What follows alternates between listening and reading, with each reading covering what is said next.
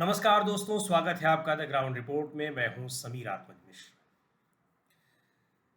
नूपुर शर्मा के खिलाफ एफआईआर दर्ज हो गई है। नूपुर शर्मा के अलावा कई और ऐसे लोगों पर एफआईआर दर्ज की जा चुकी है जिन्होंने पिछले कुछ दिनों में धार्मिक भावनाओं को भड़काने के लिए आपत्तिजनक बयान दिए या ट्वीट किए या सोशल मीडिया पर उन्होंने कुछ लिखा। कल यानी शुक्रवार को जुमे की नमाज के बाद उत्तर प्रदेश समेत कई राज्यों में हिंसा भड़क गई। लोग नूपुर शर्मा के विरोध में प्रदर्शन कर रहे थे, लेकिन ये प्रदर्शन हिंसक हो गया। कई जगहों पर पत्थरबाजी हुई, पुलिस के ऊपर पत्थरबाजी की गई, दौड़ा करके मारा गया। कई जगहों पर आगजनी भी हुई है। इस तरीके से लगातार कई राज्यों से हिंसक प्रदर्शनों की खबरें मिली हैं। दिल्ली से भी मिली है, उत्तर प्रदेश से भी मिली है, पश्चिम बंगाल से भी मिली है। उत्तर प्रदेश की बात की जाए तो कई जगहों पर पहले से ही अलर्ट इस बारे में जारी किया गया था, बावजूद इसके हिंसा को नहीं रोका जा सका। हालांकि उसके बाद कार्रवाई की गई। पुलिस ने अब तक करीब 150 लोगों को अलग अलग जगहों से गिरफ्तार किया है और तलाश जो इस हिंसा में शामिल लोग थे उनकी तलाश लगातार की जा रही है। लेकिन सवाल उठता है कि पहले से अलर्ट होने के बावजूद, उसके अलावा जुमे की नमाज पर ये ऐसा लग रहा था कि इस तरह के प्रदर्शन हो सकते हैं। हालांकि जो धर्मगुरु थे या तमाम मस्जिदों से ये ऐलान किया गया था कि किसी तरीके के बंद का या प्रदर्शन का आयोजन नहीं किया जा रहा है, फिर भी ये प्रदर्शन कैसे हो गए और इन पर किसी तरीके से मुस्लिम धर्म के नेताओं का या धर्मगुरुओं का कोई नियंत्रण क्यों नहीं हो पाया, ये अपने आप में एक बड़ा सवाल है। इसी मुद्दे पर हम बात करने के लिए हमारे साथ कुछ लोग जुड़े हैं। वरिष्ठ पत्रकार लखनऊ से अशफाक अहमद हैं, साथ ही एक इस्लामिक स्कॉलर और सोशल वर्कर तारिक दुर्रानी साहब भी हमारे साथ जुड़े हैं। इन लोगों से हम जानने की कोशिश करेंगे कि आखिर कमी कहाँ रह गई और क्यों इसे रोका नहीं जा सका। तो सबसे पहले सवाल अशफाक भाई आपसे ही कि आपको क्या लगता है कि इसके पीछे ये कैसे हो गया? क्या धर्म गुरुओं की बात मानी नहीं गई या फिर कोई एक और ऐसा तबका है जो कि इन लोगों को या ऐसे युवाओं को जो कि मुश्किल से 15 साल से लेकर के और 25 साल 22 साल तक के युवक हैं जिनको हम लोगों ने वीडियो में देखा कि वो लोग पत्थरबाजी कर रहे थे, क्या इन्हें कहीं और से निर्देशित किया जा रहा है? तीनों तरफ से आई थी। लेकिन जो है मसला ये था कि क्या जो है ये अपील कारगर क्यों नहीं हुई। धार्मिक संगठनों ने अलग अलग अपील की, इमाम मस्जिदों से इमाम ने अलग अलग अपील की, उसके बाद सोशल वर्कर्स अलग अलग थे जो तंजीमें, उन्होंने अपील की, लीडरशिप ने भी अलग अलग ऑनलाइन नहीं आके, बाइट नहीं आके, लेकिन अब उनका ये था कि प्रदर्शन नहीं करना है, इससे जो है किसी ना किसी को फायदा होगा। लेकिन ये जो एज ग्रुप है जो 15 से 25 या 30 का कह लें, इससे जो बात हुई है, जब मेरी बात पहले हुई जुमा से पहले या 3-4 दिन से जो मैं बात कर रहा हूं, जो मैं समझने की कोशिश कर रहा हूं, एक जो है इसमें शून्यता की स्थिति अपनी लीडरशिप को लेकर है। कुछ नाराजगी है, कुछ बहुत ज्यादा नाराजगी है और कुछ एतबार जो है कम होने की बात है। तो कहीं ना कहीं ये जो यूथ है, इस पर जो कमांड हमारी लीडरशिप की है, वो कहीं ना कहीं खो रही है। या हम ये कह सकते हैं कि एक जो है उन्होंने अपने जो है एतबार उनको खो दिया है, अब उनका असर नहीं हो रहा। शायद यही वजह है कि बड़ी जगहों पर प्रदर्शन हुए, ज्यादातर कई जगहों पर प्रदर्शन हुए और कुछ जगहों पर हिंसक वारदात हुई। मेरा ये मानना है, और ये जो है नाराजगी जो है यूथ की, ये जो है समाज के लिए भी और मुल्क के लिए भी और कौम के लिए भी बहुत बेहतर नहीं है। ठीक है, नाराजगी होनी चाहिए, सत्ता से नाराजगी होनी चाहिए, गुरु नहीं, लेकिन जिस तरह से ये नाराजगी सड़कों पर आई है वो बेहतर नहीं है, मुझे ये लगता है। जी, आप सही कह रहे हैं कि नाराजगी हुई, नाराजगी का प्रदर्शन भी करना चाहिए, लोकतांत्रिक तरीका है और प्रोटेस्ट के लिए पूरा अधिकार सबके पास है। हालांकि प्रोटेस्ट के लिए, किसी तरह के प्रदर्शन के लिए लोगों ने अनुमति नहीं मांगी थी, लेकिन अगर ये शांतिपूर्ण प्रदर्शन करते तो कोई किसी को दिक्कत नहीं होती, लेकिन ये वायलेंस हो गया। अभी आपने कहा कि जो अभी की लीडरशिप है, चाहे वो धर्मगुरु हो और लोग हों, उस पर इस यूथ का भरोसा नहीं रह गया। तो मसला ये है या फिर इस यूथ को दिग्भ्रमित करने वाले दूसरे तत्व हैं, उनका भरोसा उस यूथ पर ज्यादा हो गया है, इस पर चर्चा मैं अभी आपसे अशफाक भाई करूंगा कुछ देर में, क्योंकि आप भी लगातार इन चीजों पे नजर रखते हैं, पत्रकार हैं, लंबा अनुभव है आपका। तारिक साहब, मैं आपसे ये जानना चाहूंगा कि आपको क्या लगता है कि जो अभी अशफाक भाई ने बताया कि धर्म गुरुओं की अपील का भी कोई असर नहीं पड़ा, और हम लोग अभी देख रहे हैं कि अभी तक एक तो अपील का उन्होंने जो कुछ अपील की भी उसका असर नहीं पड़ा, दूसरे अभी तक किसी भी बड़े ग्रुप की ओर से, बड़े संगठन की ओर से किसी तरीके से इस घटना की कोई आलोचना नहीं हुई, निंदा नहीं हुई। तो क्या इसमें आप क्या देख रहे हैं? क्या उन लोगों की, धर्म गुरुओं की, अपने लोगों पर ही पकड़ कमजोर हो गई है, या फिर इसके पीछे क्या वजह हो सकती है? देखिए, वजूहात तो बहुत कई हैं। प्रॉब्लम ये रही है कि अभी तक मुसलमानों में अम, ये जो मौलवी तबका है, जिस मस्जिदों के इमाम हैं, मतलब बहुत माजरत के साथ कहूंगा, मगर वो टके टके बिकते रहे। तो वो कभी किसी के नाम पे फतवा देते रहे, कभी किसी के नाम पे फतवा देते रहे। और फतवा देने के साथ साथ उसमें यह हुआ कि उन्होंने एक तरह से ये दिखाया अपनी कौम को कि साहब हम बहुत पावरफुल हैं, और दूसरी तरफ ये भी दिखाया कि हमारे बगैर कुछ कोई पावर इस्टेब्लिश नहीं हो सकती, चाहे वो स्टेट की हो या सेंटर की हो। जी। मगर ये सारे भ्रम जो है वो पिछले कुछ सालों में ये सारे भ्रम टूट गए। अब जब भ्रम टूट गए तो जो मासेस हैं वो अपने आप को एकदम, ये कहें कि डायरेक्शनलेस हो गए कि वो कहाँ जाए, किसके पास जाए, क्या करें। अच्छा, दुनिया में जो हो रहा वो दुनिया से ही देख के अपने आप को कंपैरिजन करते हैं, मगर हकीकत ये है कि बतौर मुसलमान के उसको अपना डायरेक्शन जो है वो कुरान से लेना है। मगर कुरान हमारे यहाँ कोई पढ़ता नहीं, वो सिर्फ मतलब उसके लिए है कि कभी फातिहा में पढ़ लिया और कभी मैयत पे पढ़ लिया, कुरान खानी में पढ़ लिया, उसके अलावा कोई उसको समझ के नहीं पड़ता कि वहां पे डायरेक्शन क्या दिए हैं। अब डायरेक्शन, अच्छा, लड़के जो हैं वो अंदर से तो उनके अंदर अब इतने पिछले कुछ सालों में जब भी उनको मार्जिनलाइज हुआ और उसके साथ साथ जो भी मीडिया में या उस तरह की चीजें जो होती रही, शरारतें होती रही, तो एक पेंटअप फ्रस्ट्रेशन और गुस्सा भी है। तो वो अब ये कि किसी की मानने को, सुनने को तैयार नहीं है। मेरे पास अक्सर लोगों के बच्चों के फोन आते रहते हैं कि क्या करें, अब हम कब तक खामोश बैठे रहेंगे, हम ये क्यों ना करें, हम वो क्यों ना करें। तो कोई उनको डायरेक्शन, अच्छा मौलवी हमारे डायरेक्शन नहीं दे रहे हैं और साथ में वो भी नहीं डायरेक्शन दे रहे हैं कि जिनको जो पॉलिटिकल लीडर्स हैं, पॉलिटिकल लीडर जो है वो अपने एक्सप्लॉइट करने में लगे कि हमारी पार्टी को वोट मिल जाए या कहीं पे इधर जाके दुकानदारी कर ले, बस उसके अलावा कुछ नहीं। बट जो सही दिशा निर्देशन है, ये जो सही रहनुमाई है, वो कोई नहीं कर रहा है। और सही रहनुमाई सिर्फ और सिर्फ कुरान की नजर में होगी, उसके अलावा किसी नजर में नहीं होगी। उसने आपको बता रखा है कि आपको कब, क्या और कैसे करना है। वो चीज उन तक पहुंचेगी, वो करेंगे। लड़के हैं, जोश में आएंगे, शरारत कर बैठे हैं, गलतियां कर बैठे हैं, गलती करिए। आज की जो भी हरकत हुई है वो दीन की नजर में, इस्लाम की नजर में 100% गलत है। ये ये चीजें गलत है, तो इसके लिए उनको, जो आप कह रहे हैं कि उनके अंदर नाराजगी है, नाराजगी उनको किस बात की, उनको कैसे लग रहा है कि वो मार्जिनलाइज किए जा रहे हैं? क्योंकि सरकार का तो ये कहना है कि देखिए, भाई वो सबका साथ सबका विकास कर रही है, जो तमाम तरीके की जो बुलडोजर नहीं, कार्रवाई होती है, वो उनका कहना है कि वो माफिया है और जो अनसोशल, नॉन सोशल एलिमेंट है उनके खिलाफ कर रही है।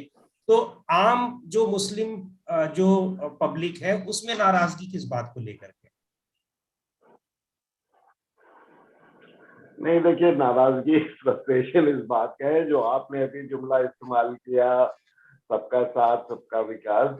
यकीनन ये अखबारों में पढ़ने को, टीवी पे देखने को बहुत कुछ मिलता है, मगर हकीकत ऐसी नहीं। जमीन पे हकीकत कुछ और है। और अब उसके ऊपर चर्चा करना तो एक लंबा विषय है और उसके पर विस्तार से चर्चा किसी और वक्त की जाएगी।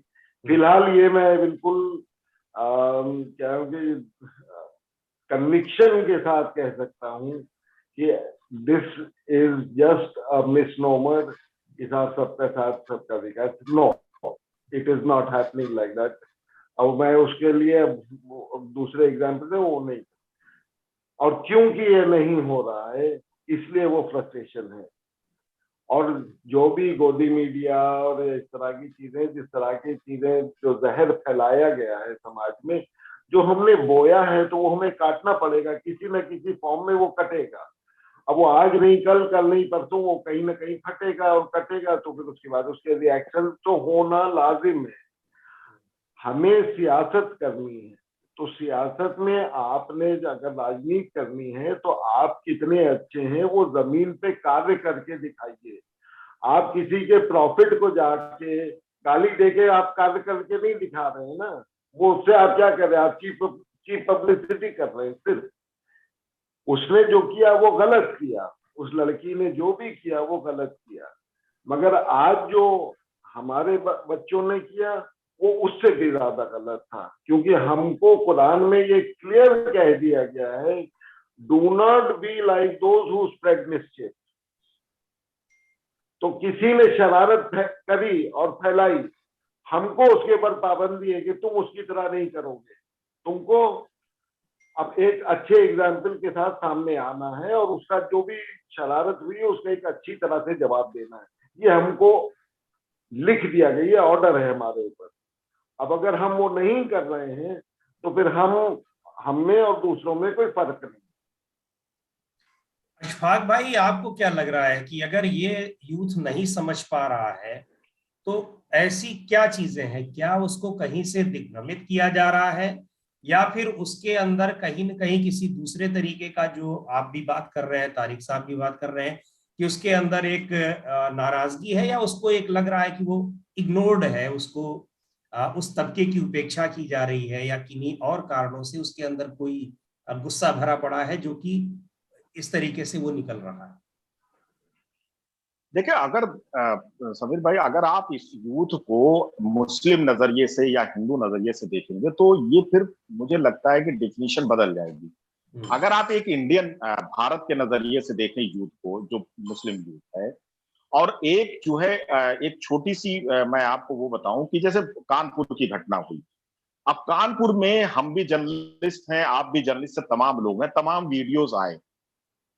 शुरुआत कहां से हुई ये जांच का विषय, ये पुलिस बताएगी कि शुरुआत कहां से हुई, और पुलिस ने ऐसा कुछ नहीं बताया। गिरफ्तारियां शुरू हुई, एक तरफा गिरफ्तारियां हुई शुरुआती दौर में।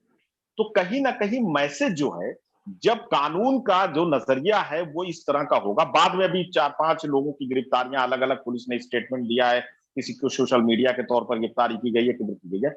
लेकिन जो आप उसको अलग नजरिए से नहीं रख सकते, नजरिया ये है कि गिरफ्तारियां जब आप पुलिस इस अंदाज में गिरफ्तारियां कर रही है कि वो एक तरफा गिरफ्तारी हो रही है और उसकी खबरें बाकायदा मीडिया में आ रही हैं, मीडिया में शोकेस की जा रही हैं, और एक जेंट्री को मैसेज दिया जा रहा है, तो मानी बात है कि दूसरी जो जेंट्री है उसमें नाराजगी बढ़ेगी। दूसरी चीज मैं आपको बताऊं, कानपुर की घटना के बाद पुलिस जिस तरह से, लखनऊ में हमने सीएनआरसी में देखा, रातों में पुलिस दौड़ती थी, तमाम लोगों के घर पे ले जाती थी, दरवाजे तोड़ के घुसी अंदर।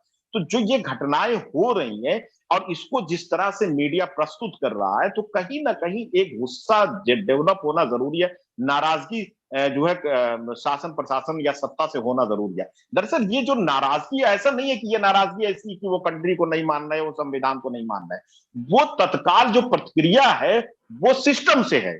सिस्टम से नाराजगी हम भी व्यक्त करते हैं, आप भी व्यक्त करते हैं, आप एज ए जर्नलिस्ट व्यक्त करते हैं, या सोशल वर्कर तारिक भाई हैं वो व्यक्त करते हैं। ये सारी सिस्टम, क्योंकि हम सरकार से नहीं शिकायत करेंगे तो किससे शिकायत करेंगे? अगर कोई रास्ता खराब है तो क्या हम शिकायत नहीं कर सकते? उसकी शिकायत अगर हम कर रहे हैं तो क्या हम देशद्रोही हैं?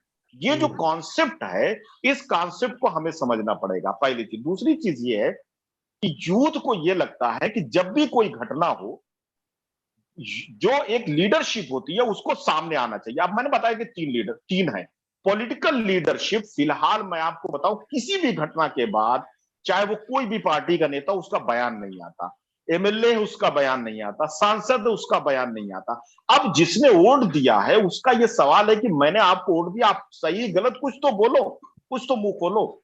नहीं खुल रहा है मुंह।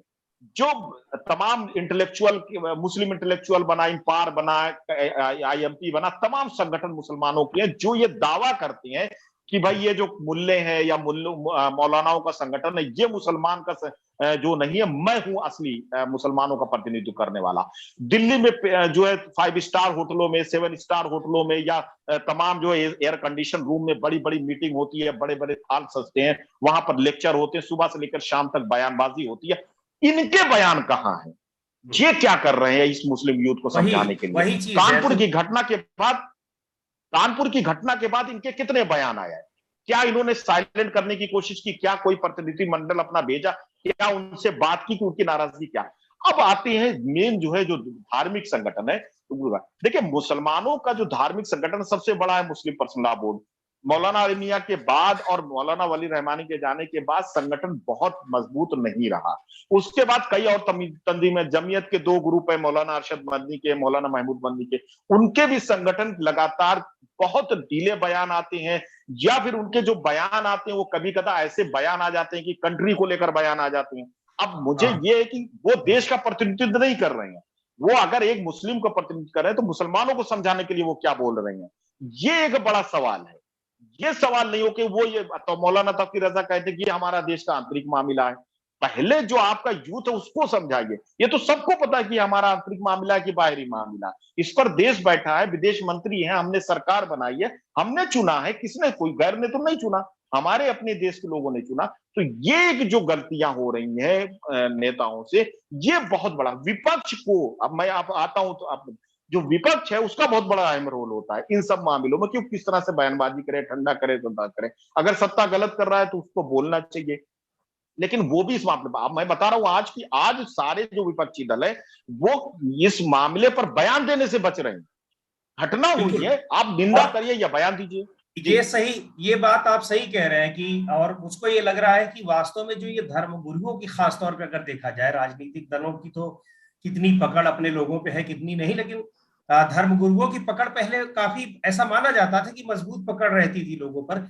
और उन्हीं के आश्वासन पे सहारनपुर में हमारी कुछ अधिकारियों से बात हुई तो उन्होंने कहा कि हम लोग ये मान के चल रहे थे कि इन्होंने कह दिया है, तो आश्वासन दिया है कि ये संभाल करके रखेंगे तो संभले रहेंगे इनके लोग या इनके अनुयायी, लेकिन ऐसा नहीं हुआ।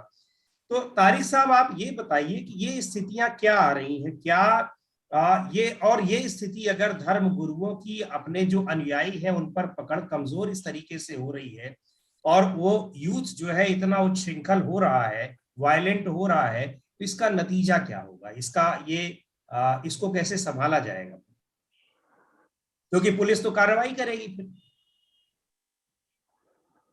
नहीं, अब ऑब्वियसली पुलिस कार्रवाई करेगी। लेकिन हम अगर राह से भटके हैं और हमने अगर अल्लाह की नाफरमानी करी है तो हमको सजा मिलेगी। अब वो सजा चाहे सरकार के एक्शन के रूप में मिले या किसी और रूप में मिले, ये हम नहीं जानते हैं। मगर जी। गलती करी है तो ये कुदरत का और सृष्टि का निजाम है कि वो आपको उसकी सजा भुगतनी पड़ेगी। रही बात ये कि हम अपने देश में कर क्या रहे हैं, मतलब इस वक्त मुद्दा पूरे टाइम मीडिया का, अखबारों का जो है वो सिर्फ धर्म है। तो क्या ये देश सिर्फ धर्म के ऊपर टिक गया है आके? हमारे पास कोई मुद्दा बात करने के लिए है ही नहीं। अरे भाई, संविधान है, संविधान की नजर में हम नागरिक हैं। और नागरिक का मतलब ये होता है कि जब हम अपने गेट से बाहर निकले तो अब हम ना हिंदू है ना मुसलमान है, हम नागरिक हैं। हम हिंदू और मुसलमान अगर हमें अपना जो भी रूप धारण करना है, वो अपने घर के अंदर बैठ के आप अपने हिंदू मुसलमान हो जाइए भैया, अपनी पूजा पाठ करिए, अपनी नमाज पढ़िए, अपनी तिलावत करिए, वो सब करिए। बट जब नागरिक बन के बाहर निकल रहे हो तो फिर नागरिक जो है वो सबके लिए बराबर है। मगर प्रॉब्लम ये हो रही है कि वहां पे अगर उसका नाम क्या कहते हैं कि इरफान है तो वो उसको वो टारगेट हो गया, और अगर उसका नाम राम गोपाल है तो वो छोड़ दिया गया। अब मैंने खुद अपनी नजरों से बहुत सी चीजें सीए के दौरान होती हुई देखी। मगर वो और जिम्मेदार लोगों के सामने मैंने इस बात को उठाया भी, मगर कोई कुछ नहीं सुन रहा है, क्योंकि वहां पे एक अजीब सी चीज हो रही है कि साहब सिर्फ धर्म के नाम पे ही हम वोट इकट्ठा कर पाएंगे, उसके अलावा यानी अपने कार्य के नाम पे वोट नहीं इकट्ठा कर पाएंगे। यानी जो कार्रवाई भी हो रही है वो भी एक तरीके से टारगेटेड हो रही है, और ये जो प्रतिक्रियाएं आ रही हैं ये उसी का नतीजा है। पर हम लोग उम्मीद यही कर सकते हैं कि ये सारी चीजें जो कार्रवाई के स्तर पर भी और जिस तरीके से जो प्रतिक्रियाएं हो रही हैं दूसरे लोगों की ओर से या मुस्लिम समुदाय की ओर से या ये युवकों की ओर से, ये चीजें भी रुकेंगी और दोनों ही लोग, हर तरफ के लोग ये सोचेंगे कि आखिरकार इन सारी चीजों से उनका व्यक्तिगत, देश का और सभी लोगों का, समाज का इससे नुकसान ही होना है, किसी का फायदा नहीं होना है।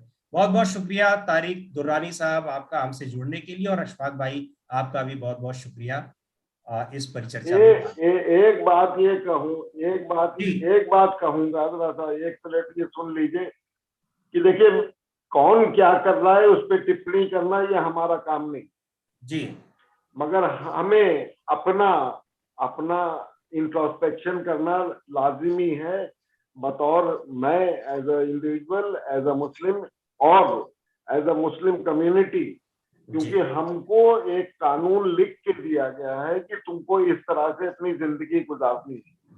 तो बिल्कुल हम दूसरों के ऊपर उंगली उठाएं या उन्होंने क्या किया वो उसके ऊपर चर्चा करें, ये हमारा काम नहीं है। हमारा काम सिर्फ और सिर्फ ये है कि हम सही राह पर चलें बस।